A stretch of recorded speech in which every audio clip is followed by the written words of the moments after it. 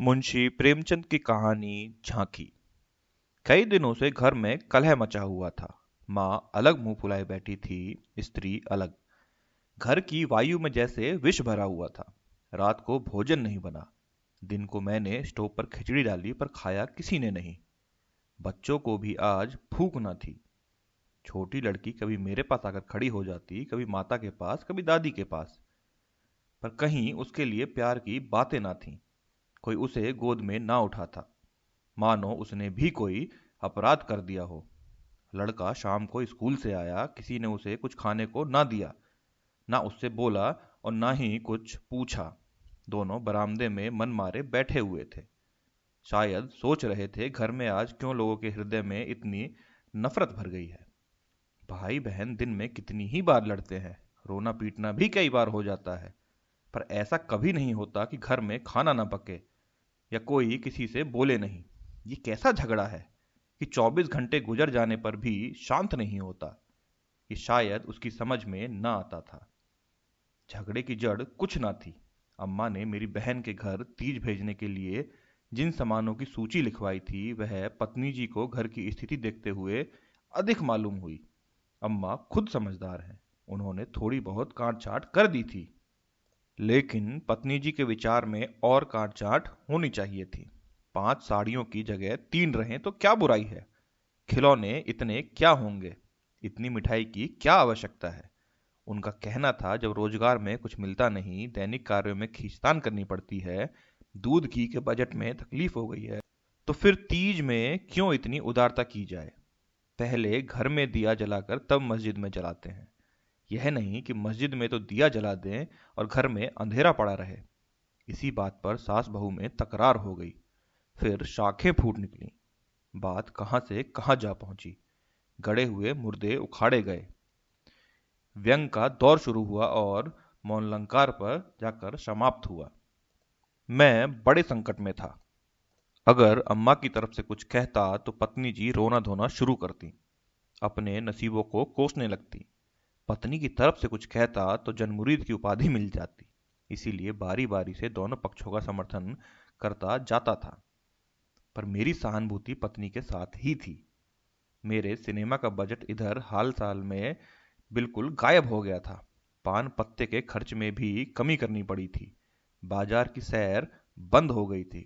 खुलकर तो अम्मा से कुछ न कह सकता था, पर दिल में समझ रहा था कि ज्यादती इन्हीं की है। दुकान का ये हाल है कि कभी कभी बोहनी भी नहीं होती, असामियों से टका वसूल नहीं होता, तो इन पुरानी लकीरों को पीट कर क्यों अपनी जान संकट में डाली जाए। बार बार गृहस्थी के जंजाल में तबीयत झुंझलाती थी। घर में 3 तो प्राणी हैं, उनमें भी प्रेम भाव नहीं। ऐसी गृहस्थी में आग लगा देनी चाहिए। कभी कभी ऐसी सनक सवार हो जाती कि सबको छोड़ छाड़ कर कहीं भाग जाऊं। जब अपने सर पड़ेगी तब इनको होश आएगा, तब मालूम होगा कि गृहस्थी कैसे चलती है। क्या जानता था कि विपत्ति झेलनी पड़ेगी। नहीं, विवाह का नाम ही न लेता। तरह तरह के कुत्सित भाव मन में आ रहे थे। कोई बात नहीं, अम्मा मुझे परेशान करना चाहती हैं। बहू उनके पाँव नहीं दबाती, उनके सिर में तेल नहीं डालती, तो इसमें मेरा क्या दोष। मैंने उसे मना तो कभी नहीं किया। मुझे तो सच्चा आनंद होगा यदि सास बहू में इतना प्रेम हो जाए, लेकिन यह मेरे वश की बात तो है नहीं कि दोनों में प्रेम डाल दूं। अगर अम्मा ने अपनी सास की साड़ी धोई है, उनके पांव दबाए हैं, उनकी घुड़कियां खाई हैं, तो आज वह पुराना हिसाब बहू से क्यों चुकाना चाहती हैं। उन्हें क्यों नहीं दिखाई देता कि अब समय बदल गया है। बहुएं अब भयवश सास की गुलामी नहीं करती।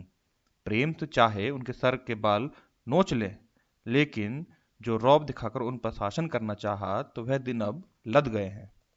सारे शहर में जन्माष्टमी का उत्सव हो रहा था। मेरे घर में संग्राम छिड़ा हुआ था।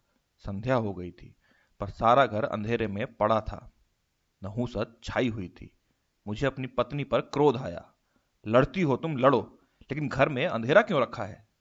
जाकर कहा, क्या आज घर में चिराग ना जलेंगे। पत्नी ने मुंह फुलाकर कहा, जला क्यों नहीं लेते, तुम्हारे हाथ नहीं है। मेरी देह में आग लग गई। बोला, तो क्या तुम्हारे चरण नहीं आए थे, तब घर में चिराग ना जलते थे। अम्मा ने आग को हवा दी, नहीं, तब सब लोग अंधेरे में ही पड़े रहते थे। पत्नी जी को अम्मा की इस टिप्पणी ने जामे से बाहर कर दिया। बोली, जलाते होंगे मिट्टी की कुप्पी, लालटेन तो मैंने देखी नहीं। मुझे भी इस घर में आए 10 साल हो गए। मैंने डांटा। अच्छा चुप रहो, बहुत बड़ो नहीं। ओहो, तुम ऐसे डांट रहे हो जैसे मुझे मोल लाए हो। मैंने कहा चुप रहो। अरे क्यों चुप रहूं? अगर एक कहोगे तो दो सुनोगे। इसी का नाम पतिव्रत है। जैसा मुंह होता है वैसे ही बीड़े मिलते हैं। मैं परास्त होकर बाहर चला आया और अंधेरी कोठरी में बैठा हुआ उस मनहूस घड़ी को कोसने लगा जब इस कुलच्छनी से मेरा विवाह हुआ था।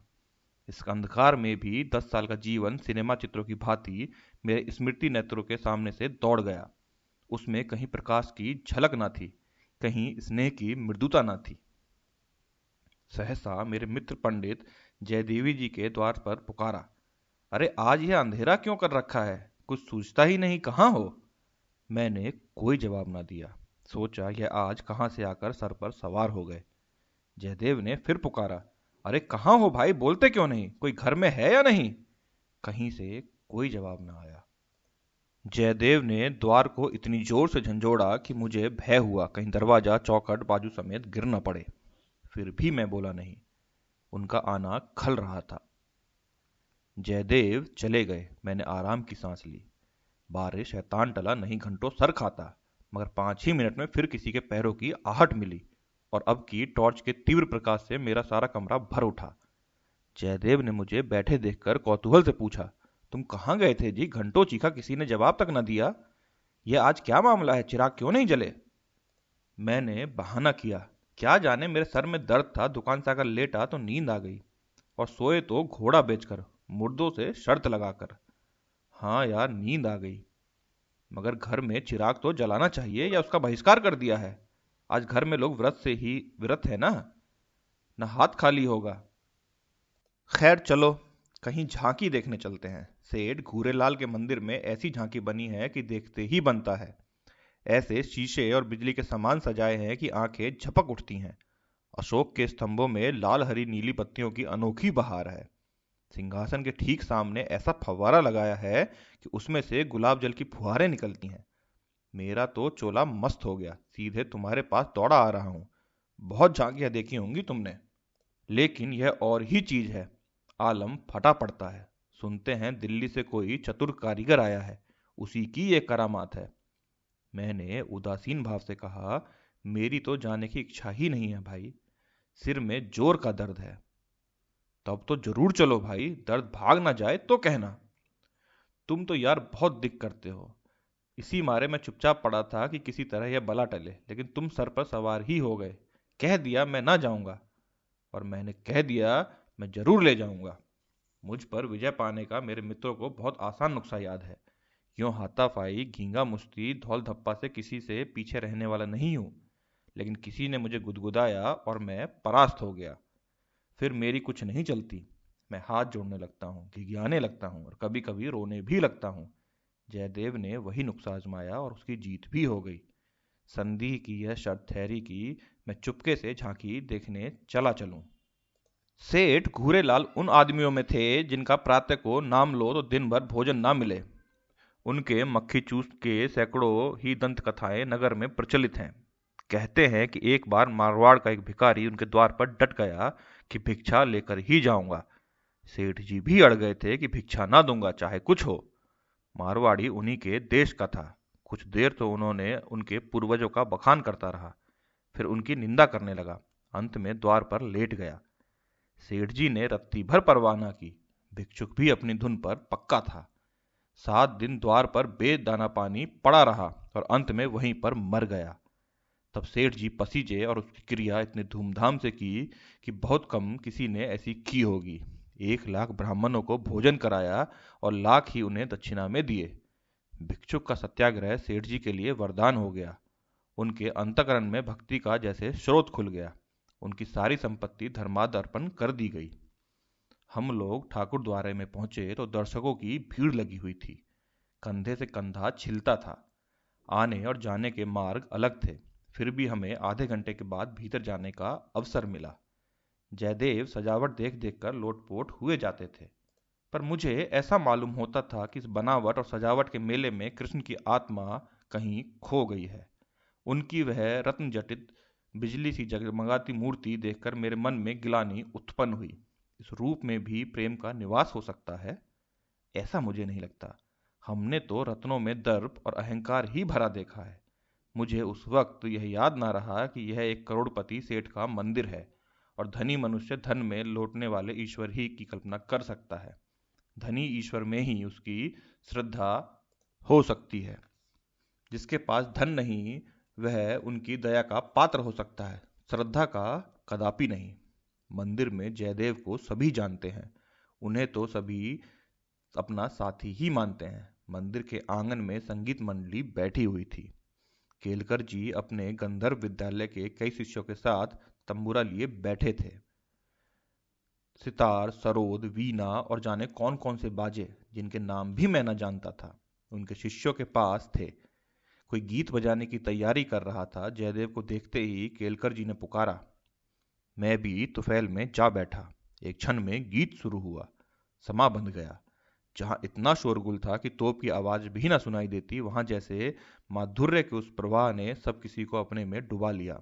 जो जहां था वहीं मंत्रमुग्ध सा खड़ा रहा। मेरी कल्पना कभी इतनी सचित्र और सजीव न थी। मेरे सामने न वह बिजली की चकाचौंध थी और न ही रत्नों की जगमगाहट, न वह भौतिकी विभूतियों का समारोह। मेरे सामने वही यमुना का तट था, गुल्म लताओं का घूंघट मुंह पर डाले हुए।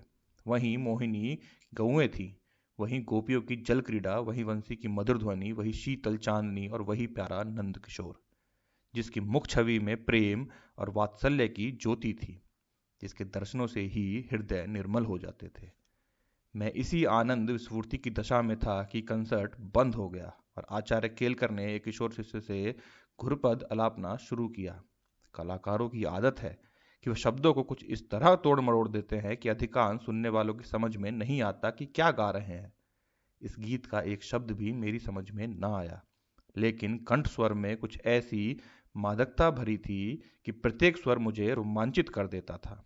कंठ स्वर में इतनी जादू भक्ति शरीर में भरी थी जिसका मुझे आज कुछ अनुभव हुआ।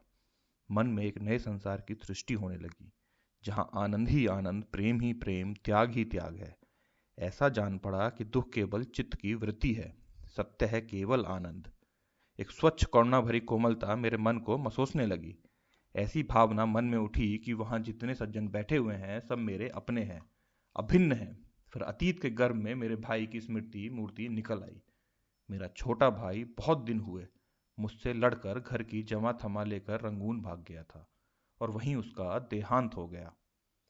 उसके पार्श्विक व्यवहारों को याद करके मैं उन्मत्त हो उठता था। उसे जीता पा जाता तो शायद उसका खून पी जाता, पर इस समय उस स्मृति मूर्ति को देखकर मेरा मन जैसे मुखरित हो उठा। मैं उसे आलिंगन करने के लिए व्याकुल हो गया।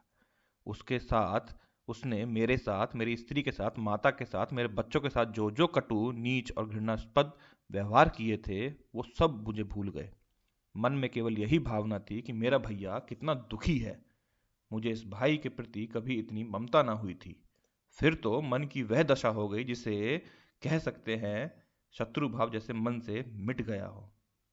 जिन जिन प्राणियों से मेरा बैर भाव था, जिनसे गाली गलौज, मारपीट, मुकदमेबाजी सब कुछ हो चुकी थी, वो सभी जैसे मेरे गले में लिपट लिपट कर हंस रहे थे।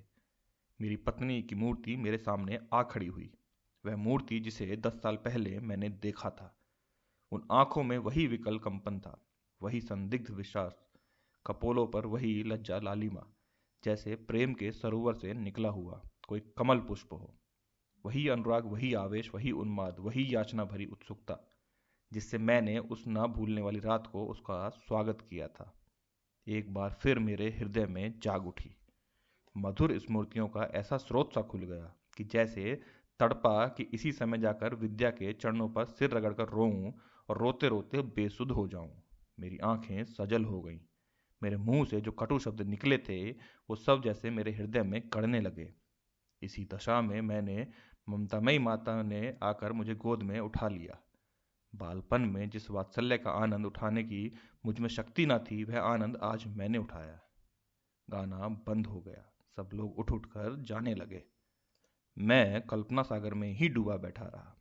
सहसा जयदेव ने पुकारा, अरे चलते हो या यहीं बैठे रहोगे?